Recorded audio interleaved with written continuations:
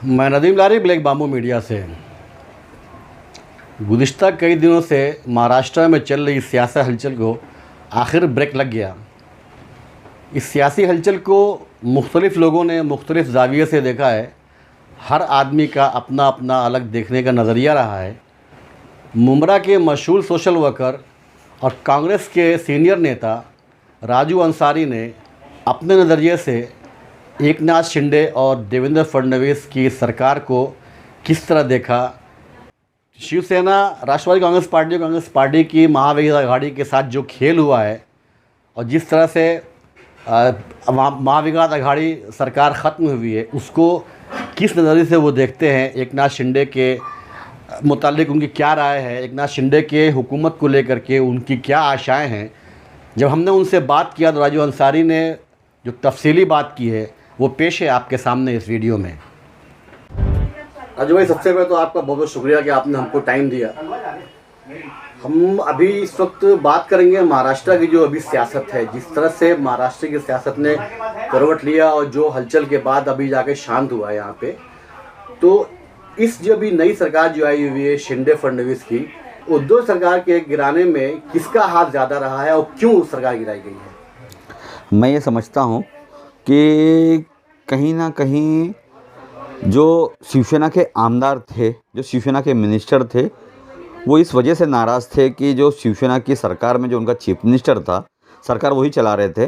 बाकी उनके साथ में दो घटक दल थे, कांग्रेस और एक एनसीपी। पर उन्हें ऐसा लग रहा था कि कहीं ना कहीं वो मार्जिनलाइज्ड है, वो साइलेंट किए जा रहे थे। जो शिवसेना के मंत्री थे उनको थोड़ा सा ऐसा फील हो रहा था कि मतलब हम सरकार में मुख्य तौर पर होने के बावजूद हमें साइलेंट किया जा रहा है, हमारी बातें नहीं मानी जा रही थी, हमारी बातें नहीं सुनी जा रही थी, हमारे वार्ड के लिए, हमारे डिस्ट्रिक्ट के लिए फ़ंड नहीं मिल रहा था। तो कहीं ना कहीं वो थोड़ा सा इनसिक्योर फील कर रहे थे। दूसरी चीज़ ये है कि देखो, कुछ भी हो, 2019 में जब इलेक्शन लड़ा गया तो शिवसेना और बीजेपी ने मिलकर के साथ में इलेक्शन लड़ा था। उनका प्री पोल अलायंस था और उन्होंने कहीं ना कहीं बीजेपी और शिवसेना ने दोनों ने एक दूसरे की मदद की, तब कहीं जाकर दोनों की सीटें आई थी। उन्हें ऐसा लग रहा था कि जो हिंदुत्व का मुद्दा है हमारा, ये छूटता जा रहा है, जिसकी वजह से हमें आने वाले 2024 के इलेक्शन में नुकसान हो सकते हैं। इस वजह से उन लोगों ने बहुत सोच करके, बहुत अपने आप को रिस्क में डाल करके ये डिसीजन लिया होगा और इसी की वजह से सरकार गिरी है। क्या शिवसेना का वजूद खतरे में पड़ जाएगा इस अलायंस से? नहीं, मैं ये नहीं समझता हूँ कि खतरे में पड़ जाएगा, क्योंकि शिवसेना एक सोच है। आज पूरे महाराष्ट्र में जो मराठी मानुस जो है, जो महाराष्ट्र जो लोग हैं, वो कहीं ना कहीं आज भी बाला साहेब ठाकरे से जुड़े हुए लोग हैं। थोड़ा सा एक संभ्रम निर्माण ज़रूर हुआ है कि जिस तरीके से एकनाथ शिंदे साहब ने आज चीफ मिनिस्टर की ओथ ली, उन्हें बहुत अच्छे से वोट भी मिले। तकरीबन 164 वोट उन्हें कल भी मिले थे, आज भी उन्हें 164 वोट मिले। कल जो एमवीए की सरकार थी उन्हें 107 वोट मिले थे, आज और कम होकर के 99 वोट मिले हैं। तो मुझे तो ऐसा लग रहा है कि एकनाथ शिंदे साहब ने बहुत अच्छा दांव खेला है, जिसके अंदर उन्होंने बाला साहब ठाकरे और हमारे धर्मवीर आनंद दिघे साहब को आगे रखते हुए इस सरकार को चलाने की कोशिश की है। और मैं ये समझता हूँ, क्योंकि मैंने एकनाथ शिंदे साहब के साथ में 1997 से काम किया है। जब 1997 में वो नगर सेवक बने थे, जब से मैं उनके साथ में काम कर रहा हूँ। मेरे वालिद साहब उनके साथ में थे। तो भले पार्टी हमारी अलग हो, हमारी विचारधारा अलग हो, हमारी पॉलिसीज़ अलग हो, मगर जब हम हाउस में बैठते हैं या जब हम किसी अच्छे काम करने के लिए जब हम कहीं पर भी बैठते हैं, तो हम हमारे सारे मतभेद और मनभेद को निकाल करके देश का विकास किस तरीके से हो, हमारे शहर का विकास किस तरीके से हो, इसके ऊपर ही हम लोग बहुत मेहनत करते हैं। और मैंने एक चीज़ ये देखी है कि वो शख्स जो है, he is a good listener. बहुत कम मैंने ऐसे नेता देखे हैं जो लोगों की बातों को सुनते हैं, अधूरा सुन करके उठ के चले जाते हैं, अधूरा सुन के बोलते हैं मुझे मालूम है। ऐसा नहीं होना चाहिए। जब कोई आदमी आपके पास अपने तकलीफ़ों को, अपने उसको बयान करने जब आता है आपके पास कामों के लिए, तो हमें सबसे पहले तो उन्हें अच्छे से सुनना चाहिए कि भाई उसके दिल में क्या है, वो क्या मुझसे बोलना चाह रहा है, क्या मुझसे रूबरू होना चाह रहा है। इसलिए कहते हैं कि जब तक कि वो नेता अच्छा बड़ा नेता नहीं बन सकता जब तक वो गुड लिसनर ना हो। और ये एक अच्छी चीज़ थी एकनाथ शिंदे साहब के अंदर कि वो गुड लिसनर थे। उनकी एक खासियत और भी है जो उन्होंने धर्मवीर आनंद दिघे साहब से पाई है कि धर्मवीर आनंद दिघे साहब, किसी ने अगर उन्हें दावत दी, किसी ने अगर उन्हें निमंत्रण दिया, चाहे वो पूजा के लिए दिया हो, शादी के लिए दिया हो, साखरपुड़े के लिए दिया हो, दुकान की ओपनिंग के लिए दिया हो, वो वहाँ ज़रूर पहुँचते थे। भले वो काम में लेट हो जाए और रात में 11 बजे, 12 बजे, 1 बजे, 2 बजे, 4 बजे पहुँचते थे। आज आपने देखा होगा, जैसे देवेंद्र फडणवीस साहब ने एक उदाहरण दिया कि एकनाथ शिंदे साहब चिपलून में थे उनको किसी चीज़ की ओपनिंग करने के लिए किसी अपने कार्यकर्ता के पास आना था, वो 6 घंटे का सफ़र करके वापस थाना आए, ओपनिंग की और फिर 6 घंटे का सफ़र करके वापस वो चिपलून पहुँचे। तो ये जो दृढ़पना है, ये जो एक अपने जो कार्यकर्ता होते हैं, अपने जो वर्कर होते हैं, उनके लिए जो उनका एक प्रेम है, एक बहुत अच्छी चीज़ है। मैं ये समझता हूँ, ठीक है, वो एक हिंदुत्व है, हम हमारा बीजेपी को लेना देना नहीं है। हम तो यही चाहेंगे कि एकनाथ शिंदे साहब जिस तरीके से काम कर रहे थे उसी तरीके से काम करते रहें, क्योंकि मैंने आर्धर्मी रांदेगे साहब के साथ में मैंने काम किया है। मैंने ये देखा कि जब मेरे वालिद साहब हों, चाहे हमारे यासीन सुरमे साहब हों, मुमरा से बहुत सारे लोग थे ऐसे, हमारे जैनुद्दीन चोगले साहब थे, जब वो दिघे साहब के पास अपनी व्यथा को मानते थे तो उसका फ़ौरन निवारण हुआ करता था, फ़ौरन उसका समस्या का समाधान हुआ करता था। वो ये देखते थे कि ये कभी नहीं सोचते थे वो कि ये मुसलमान है और ये हिंदू हैं। अगर मुसलमान उनके पास टोपी लगाकर पहुंचा तो सबसे पहले मुसलमान को बुला देते। और मैं यही उम्मीद करता हूं कि हमारे एकनाथ शिंदे साहब भी चीफ मिनिस्टर बनने के बाद में मुसलमानों के साथ में कोई दुर्व्यवहार नहीं करेंगे। ओके, जिस पार्टी के साथ में शिंदे ग्रुप ने अलायंस किया है, उस पार्टी का जो विकास है, जो काम करने का तरीका है, वो हम देख रहे हैं जी। क्या 106 सीटें बीजेपी की हैं और 40 के आसपास सीटें जो है शिंदे ग्रुप के पास में, तो 40 सीटें लेकर के ये क्या भारतीय जनता पार्टी के खिलाफ जा सकते हैं किसी भी तरह काम करने के लिए? मैं जनता पार्टी उनको काम करने के लिए फ्री छोड़ेगी? मैं तो ये समझता हूँ कि देखो, जब कोई सरकार अगर यूटी की बनती है, जब कोई प्री पोल अलायंस वाली जब सरकार बनती है, हमने यूपीए सरकार चलाई जिसके अंदर 28 घटक दल थे, और हमने देखा था उस ज़माने में जब मनमोहन सिंह साहब प्राइम मिनिस्टर थे तो सारे जितनी भी रीजनल पार्टीज थी, सारे छोटी मोटी पार्टियों को साथ में लेकर के चला करते थे। बीजेपी ने थोड़ा सा अपना मन बड़ा करना चाहिए, और जो श्रेय उनको मिला है, इस श्रेय के बहुत बड़े हकदार जो है हमारे एकनाथ शिंदे साहब है, जिनकी वजह से ये सरकार बनी है। तो कहीं ना कहीं एकनाथ शिंदे साहब हमारे महाराष्ट्र को बहुत अच्छे से भली भांति जानते हैं, उनके जो मूल विषय हैं उसको अच्छे से जानते हैं।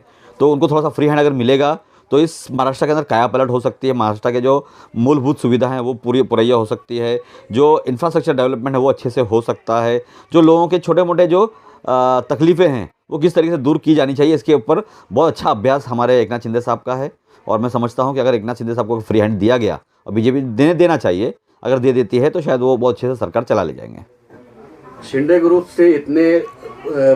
ग्रुप के इतने मेंबर शिवसेना से टूट करके गए, पहले 12 या 14 गए, बाद में फिर और गए, अभी जाकर के तकरीबन 40 के आसपास 39 हो गए थे। जी। क्या शिवसेना को या उद्धव ठाकरे को या शिवसेना की जो हाईकमान है उसको खबर नहीं हो रही थी कि टूट करके जा रहे हैं? क्या वजह है कि उन पर रोक नहीं लगाई गई? देखो, जब कोई आदमी ऑफिस में बैठ कर काम करता है, ज़मीन पर नहीं उतरता है, तो उसे ज़मीनी हकीकत नहीं मालूम होती है। और इसमें मैं दोष नहीं दूंगा उद्धव ठाकरे साहब को। उद्धव ठाकरे साहब की तबीयत बहुत ज़्यादा ख़राब थी, उनका एक बाईपास हो चुका है, उनका स्पाइन का ऑपरेशन दो मरतबा हो चुका है, बहुत बीमार रहा करते थे, कोविड की वजह से भी परेशान थे वो, मगर उन्हें एक अच्छी सरकार चलाई। बस खाली इतना ये है कि जिस तरीके से उन्हें संवाद करना चाहिए था अपने मंत्रियों के साथ में, अपने एमएलओ के साथ में, वो संवाद नहीं कर पाए, जिसका उन्हें बहुत बड़ा खामियाजा भुगतना पड़ा है। ये जो महाविकास आघाड़ी की सरकार थी, जो अलायंस था कांग्रेस और राष्ट्रवादी कांग्रेस पार्टी और शिवसेना का, भारतीय जनता पार्टी का ये मास्टर प्लान तो नहीं है कि तीनों पार्टियों की ताकत कमजोर करने के लिए? क्योंकि अभी हमने देखा कि फ्लोर टेस्ट, ये जो कल जो टेस्ट हुआ है उसका, कल सभापति का इलेक्शन हुआ था, ये जो आज जो फ्लोर टेस्ट हुआ है इसमें एनसीपी के बहुत सात आमदार नहीं थे, 7 आमदार एनसीपी के नहीं थे, एनसीपी का एक टूट करके उधर चला गया जी। इस तरह से तो ये ऐसा तो नहीं कि बीजेपी का मास्टर प्लान है कि वो पार्टी को कमजोर करें यहाँ महाराष्ट्र में? देखो, हर पार्टी का यही काम होता है कि दूसरी अपनी जो अपोजिशन की पार्टियाँ हैं उन्हें कमज़ोर करें, उसके अंदर वो मेहनत ज़रूर करेंगे। ये हमारे जो सेकुलर जो पार्टियाँ हैं, जैसे चाहे वो कांग्रेस हो चाहे एनसीपी, मैं कांग्रेस को बिलोंग करता हूँ तो इसके लिए मैं कांग्रेस के बारे में बोलूँगा कि कांग्रेस एक फ्योनिक्स है, वो कभी ख़त्म नहीं होगी। थोड़ा वक्त लगेगा हमें वापस आने को, मगर हम सरकार वापस बनाएंगे। हमें राहुल गांधी के ऊपर पूरा भरोसा है, हमें कांग्रेस पार्टी के वरिष्ठ नेताओं के ऊपर पूरा भरोसा है। मैं आपको एक बात बताता हूँ इसी के अंदर कि आज आप देखिए कि कांग्रेस का जो बेंच मार्क जो है, बेंच की जो स्ट्रेंथ है, आप उसमें देखिए मनमोहन सिंह जी एक हाई लिटरेटेड आदमी हैं, कुमारी शैलजा, पी चिदम्बरम, शशि थरूर, मीरा कुमारी, ये सब बड़े बड़े विद्वान हैं, बड़े विद्वान हैं। इन्होंने इस देश के मैं ये कह सकता हूँ ये देश के शिल्पकार है, जिन्होंने देश को एक मोड़ दिया, एक देश को एक रास्ता दिया, जिसकी वजह से हमारा ये देश है आज दुनिया का सबसे बड़ा सेकुलर रिपब्लिक है, सबसे बड़ा सेकुलर एक संविधान को मानने वाला रिपब्लिक है। और मैं ये समझता हूँ कि बीजेपी जैसे कहीं आएंगे, वक्ती तौर पर इनको फ़ायदा ज़रूर हो सकता है, वक्ती तौर पर ये कामयाब ज़रूर हो सकते हैं, मगर इन द लॉन्ग रन जो है वो ये बहुत दिनों तक के इस सरकार को नहीं चला पाएंगे। एक दिन ज़रूर ऐसा आएगा जिस दिन इस देश की जो जनता है वो बीजेपी की हकीकत को बराबर से पहचानेगी और इन्हें सत्ता से दूर करेगी। महाराष्ट्र गवर्नमेंट बनने के बाद कल अमित शाह का ये स्टेटमेंट आया था कि भारतीय जनता पार्टी 30-40 साल तक अभी यहाँ रहेगी, क्या कहेंगे आप? नहीं, मैं तो ये नहीं समझता हूँ। कहा कि हमारा अगला टारगेट जो है वो हैदराबाद है, फिर बंगाल है और उड़ीसा है जी। इसका मतलब क्या इन लोगों ने मास्टर प्लान का गेम फिट करके रखा हुआ है? नहीं, कहीं ना कहीं तो उनके अंदर तानाशाहियत दिखती ही है, चाहे वो अमित शाह हो चाहे वो मोदी हो। वो ये चीज़ समझते हैं कि हमें अपोजिशन नहीं चाहिए, हमें हमारे खिलाफ़ बोलने वाला नहीं चाहिए, हमारे खिलाफ़ बोलने वाली मीडिया नहीं चाहिए, हमारे खिलाफ़ बोलने वाले नेता नहीं चाहिए। तो इस तरीके से नहीं होता है। संविधान का मतलब ही यही होता है कि सेक्युलर डेमोक्रेटिक रिपब्लिक का मतलब ही यही होता है कि हमारे यहाँ पर हर एक को बोलने की आज़ादी होनी चाहिए।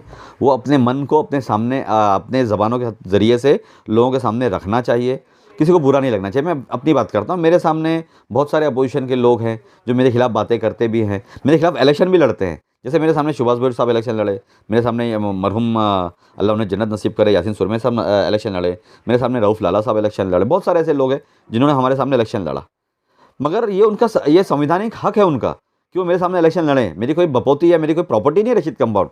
हर आदमी को हक है वो यहाँ पर आए, लोगों को कन्विंस करे। अब लोगों के ऊपर है कि वो किसको चुन करके देते हैं। लोगों ने मुझे चुन करके दिया, मैं इसलिए लोगों का धन्यवाद देता हूँ, मगर मुझे उनसे कोई नाराज़गी नहीं है, क्योंकि ये उनका संवैधानिक हक था कि वो यहाँ आते और इलेक्शन लड़ते। अगर जनता उन्हें साथ देती है, वो जीत कर आते, तो मैं उन्हें मुबारकबाद ज़रूर देता।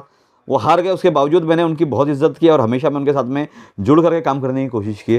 तो इसी तरीके से संविधान चलना चाहिए, इसी तरीके से हमारी डेमोक्रेसी चलनी चाहिए कि अपने अपोजिशन की इज़्ज़त करना सीखो और अपने अपोजिशन को किस तरीके से आप अपना बना लें, प्यार से, मोहब्बत से, डरा करके नहीं, जुल्म से नहीं, प्यार से अपने बनाने की कोशिश कीजिए। आज मैं 25 साल से हम लोग यहाँ पर राज कर रहे हैं। उसकी बहुत बड़ी वजह ये भी है कि मेरे वालिद साहब ने एक बात कहा था कि दुश्मनों को दोस्त बनाना सीखो, और ये इसी नीति के ऊपर मैं हमेशा काम करता रहा हूँ कि दुश्मनों को दोस्त बनाने की कोशिश करता हूँ, प्यार से, डरा के धमका करके नहीं। ये भी जो कोर्ट में जो पिटीशन पड़ी हुई है इसके मतलब क्या कहेंगे आप, क्या फैसला आ सकता है? देखो, कल सचिवालय ने कल एक हमारे जो इसके सेक्रेटरी हैं असेंबली के, उन्होंने कल एक ऑर्डर पास किया है जिसके अंदर उन्होंने अजय चौधरी जो इनके चीफ विप थे और इनके जो गट नेता थे उनको बात कर दिया है, जिसकी वजह से कहीं ना कहीं शिवसेना के जो 16 आमदार हैं जो ओरिजिनल शिवसेना के अंदर अभी हैं, उनको बहुत सारी तकलीफ़ें आ सकती हैं। शायद हो सकता है कि वो बात हो जाए, डिस्क्वालीफाई हो जाएं। और इसके ऊपर वो लोग अभी मैंने अभी देखा टीवी के अंदर कि वो लोग आज सुप्रीम कोर्ट में इसके खिलाफ़ अपील करने वाले हैं। ये देखो, एक बहुत बड़ी लड़ाई ये लड़ी जाएगी, इसका फैसला फ़ौरन होने वाला नहीं है, तकरीबन साल निकल जाएगा इस लड़ाई को लड़ते लड़ते। और एक टेक्निकल लड़ाई है, एक कानूनी लड़ाई है। इसके अंदर कभी किसका पल्ला भारी हो ये बोल नहीं सकते। कभी शिंदे साहब के गट का पल्ला भारी हो सकता है, तो कभी आदित्य ठाकरे साहब का, उद्धव ठाकरे साहब का गट का पल्ला भारी हो सकता है। मगर ये लड़ाई बहुत लंबी चलने वाली है। इसके अंदर मैं बहुत ज़्यादा तांत्रिक तो नहीं बोलूँगा, मैं बस इतना कहूँगा कि कहीं ना कहीं इसकी वजह से हमारे महाराष्ट्र को नुकसान नहीं होना चाहिए। हमारे महाराष्ट्र के अंदर जितने भी डेवलपमेंट के वर्क हैं वो अच्छे से होने चाहिए। अभी आज की आपको बात बताता हूँ, आज सुबह मेरी बात हुई साहब के जो साहबजादे हैं, खासदार साहब है श्रीकांत शिंदे साहब से।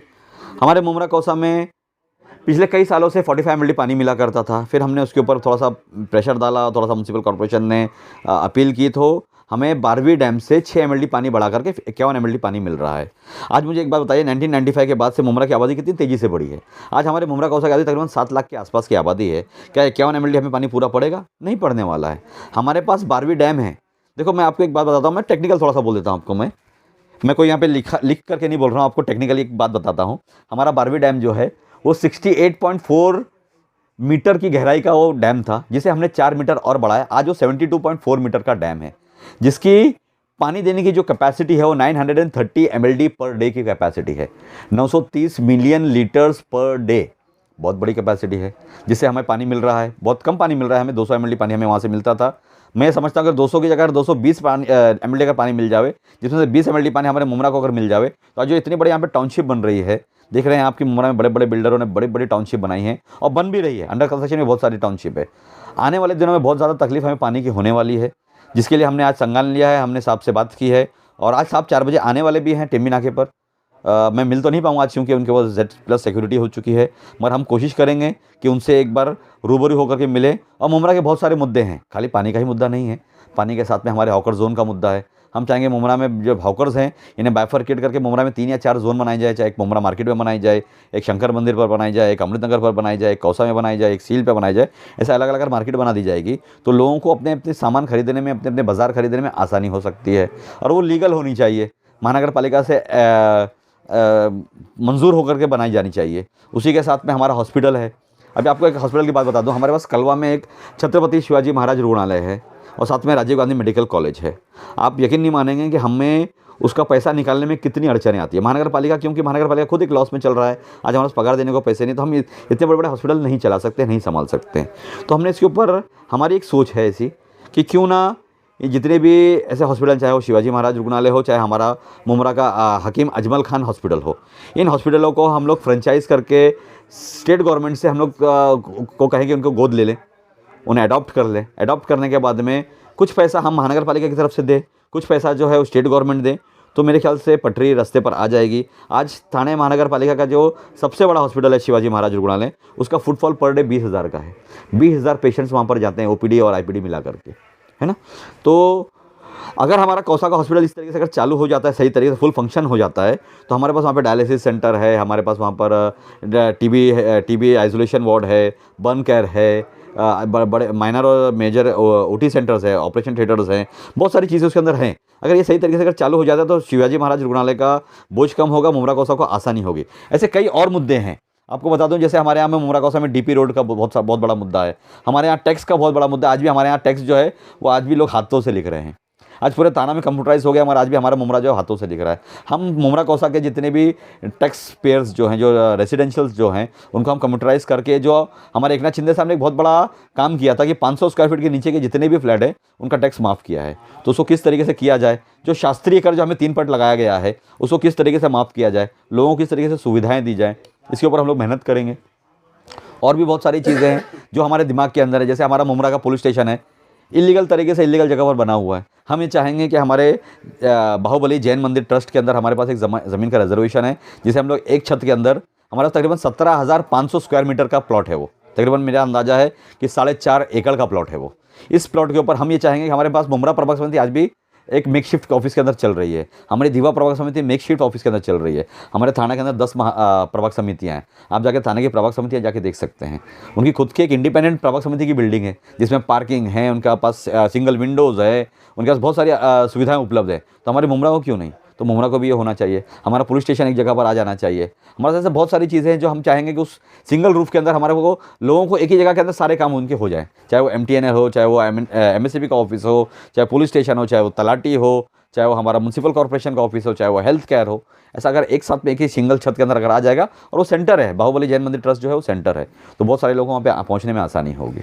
मुमरा के डेवलपमेंट को लेकर के बहुत सारी बातें होती हैं। तकरीबन सभी पार्टियों ने मुमरा के डेवलपमेंट में कोताही की है, कहीं ना कहीं कमी की है। तो शिंदे ग्रुप के आने से मुमरा को, जो अभी आपने इतनी सारी उम्मीदें बताई, पूरी हो सकती हैं क्या? बीजेपी मुस्लिम बहुल क्षेत्र जो मुमरा है वहाँ पे शिंदे ग्रुप को आसानियाँ देने का अलाउ करेगी या साथ देगी उसका? मैं पहले आपसे कहा कि मैं बीजेपी के बारे में नहीं जानता, क्योंकि वो तो एक सांप्रदायिक पार्टी है। अड़चन आएगी मुस्लिम बहुल क्षेत्र में, अड़चन तो आएगी। अड़चन ज़रूर आएगी, मगर क्योंकि ये जो क्षेत्र है मुमरा कौसा जो है, ये उनके लड़के श्रीकांत शिंदे साहब का खासदार का भी क्षेत्र है। तो अपने जो MPLD फंड जो होता है, उस MPLD फंड के ज़रिए भी ये काम हो सकते हैं, और सेंट्रल गवर्नमेंट के फंड ला करके भी श्रीकांत शिंदे साहब काम कर सकते हैं। मैं ये समझता हूँ कि अगर उन्होंने सही से कन्विंस कर दिया कि भाई मुमरा में क्या खाली मुसलमान ही रहते हैं क्या, साथ में हिंदू भी तो रहता है, साथ में क्रिश्चियन भी तो रहता है, साथ में बुद्धिस्ट। पहचान इसकी आप यादी उठा करके देख लीजिए, आज भी मुमरा कौसा में 22% जो है वो नॉन मुस्लिम वोटर है। तो ऐसा नहीं है कि खाली मुस्लिम ही रहता है यहाँ पे। और हम तो सर्वधर्म संभव में यकीन करने वाले लोग हैं, और ये श्रीकांत शिंदे साहब से हम ये भी बात करेंगे कि मुमरा कौसा में जिस तरीके से काम होने चाहिए उसके ऊपर आप संज्ञान लीजिए और पैसे लाने की कोशिश कीजिए। अगर नहीं आता है तो वो उनकी बदनसीबी, हमारी बदनसीबी, मगर मैं फिर भी उम्मीद रखता हूँ कि एकनाथ शिंदे साहब एक धाकड़ नेता हैं, वो कन्विंस करना जानते हैं अपने हायर कमांड्स के लोगों को, और वो कन्विंस कर ले जाएंगे, और कन्विंस करके काम हो जाएगा। आपको एक बात और बोलो, क्या आज से पहले 2.5 साल तो MVA की ही सरकार थी ना? इस MVA की सरकार के अंदर क्या बड़े काम हुए मुमरा के अंदर, बताइए मुझे? बहुत कम। क्यों? कि आपसी लड़ाई इतनी थी, आपने तंज इतने थे कि मुमरा पर बहुत ज़्यादा ध्यान नहीं दिया जा सका। हमारे पास एक मंत्री के रूप में बहुत बड़े आमदार थे, श्रीमान जितेंद्र आवाड साहब, वो एक हाउसिंग डेवलपमेंट मिनिस्टर थे। आज उन्होंने सीलफाड़ा के ऊपर एक बहुत बड़ा प्रोजेक्ट लाया। सीलफाड़ा पर नहीं बोलूँगा मैं, एक्चुअली वो आता तो रायगढ़ के अंदर है, वो पनवेल को लग करके है, मगर लोग सीलफाड़ा बोल रहे हैं। एक तकरीबन 26 एकड़ या 28 एकड़ का एक प्लॉट है, जिसके ऊपर उन्होंने एक संकल्प बनाया था, जिसके अंदर जो लो इनकम ग्रुप के लोग हैं, जो गरीब लोग हैं, उनको एक कम दर के ऊपर फ्लैट मिल सकता था। वो प्लान अगर सही से अगर एग्जीक्यूट हो गया तो यहाँ के बहुत सारे गरीबों को अपना छत मिल जाएगा, अपने सर के ऊपर एक छत आ जाएगी उनके ऊपर। ऐसे ही बहुत सारे काम हमारे एमवीए की सरकार के अंदर किए जा सकते थे, मगर नहीं हो पाए। उसका हमें दुख नहीं है, हमें अफसोस ज़रूर है, मगर दुख नहीं है हमें, क्योंकि हमें मालूम है कि वक्त होता है, उस वक्त पर ही वो काम होते हैं। अभी शरद पवार साहब का एक स्टेटमेंट आया है कि 6 महीने में सरकार गिर जाएगी और बाई इलेक्शन को तैयार रहने का कहा है। क्या कहेंगे इस बारे में? कैसे पेशन गोई किस लिए की उन्होंने, कैसे किया? देखो, मैंने आपको पहले ही अभी कहा कि कानूनी लड़ाई बहुत लंबी है। इस कानूनी लड़ाई में किसका भी पलड़ा भारी हो सकता है, चाहे वो हमारे उद्धव ठाकरे साहब का गठ हो, चाहे वो हमारे एकनाथ शिंदे साहब का गठ हो। कभी अगर फैसला इस तरीके से आता है कि बहुत सारे आमदार जो हैं वो बाद अगर हो जाते हैं, तो मैं ये समझता हूँ कि गवर्नर रूल फ़ौरन लग जाएगा और 3 से 6 महीने के अंदर इलेक्शन हो सकते हैं। अभी जो आंकड़े देख रहे हैं उसके हिसाब से जो आंकड़े हैं बीजेपी प्लस शिंदे ग्रुप के पास में, 5 से 6 विधायक अगर खसक के इधर आ जाते हैं तो सरकार गिर जाएगी, अल्पत में आ जाएगी। शायद आज आपने न्यूज़ नहीं पढ़ी है। अभी तो मुझे ऐसा लग रहा है कि जो 16 आमदार जो शिवसेना के साथ में रह गए थे, उनके ऊपर ही तलवार लटकी हुई है। आज ही हमारे जो विप जारी किया है। हाँ, हमारे जो प्रतोद हैं गोगावले साहब, उन्होंने एक विप जारी किया है कि इनके ऊपर कारण बताओ नोटिस दिया गया है, शोकॉज नोटिस दिया गया है, और शोकॉज नोटिस का अगर जवाब सही से नहीं मिला तो हो सकता है कि उनको बात कर दिया जाएगा। तो क्या कहा जा सकता है कि महाराष्ट्र की सियासत किस करवट अब बैठेगी? ये तो कई करोड़ बैठने वाली है, क्योंकि ये कोई बहुत बड़ी स्थिर सरकार मुझे तो नहीं लग रही है। मुझे ऐसा लग रहा है कि आने वाले दिनों में बहुत सारी पेचीदगी आने वाली है, बहुत सारे आपस में एक दूसरे के बीच में फूट तनाव का माहौल हो सकता है, और इसकी वजह से ये सरकार कभी भी गिर सकती है। मगर फिर भी हम ये चाहेंगे कि अगर सरकार बनी है और हमारा एक थानेकर, हमारा जो कर्मभूमि से थानेकर है, एकनाथ शिंदे साहब एक बड़े नेता हैं, एक मेरे से बहुत क्लोज हैं, तो मैं ये कोशिश करूँगा जब तक कि वो सीएम हैं, वो मुमरा की फलाह बहबूदी के लिए कुछ अच्छे काम करके चले जाएँ। Thank you.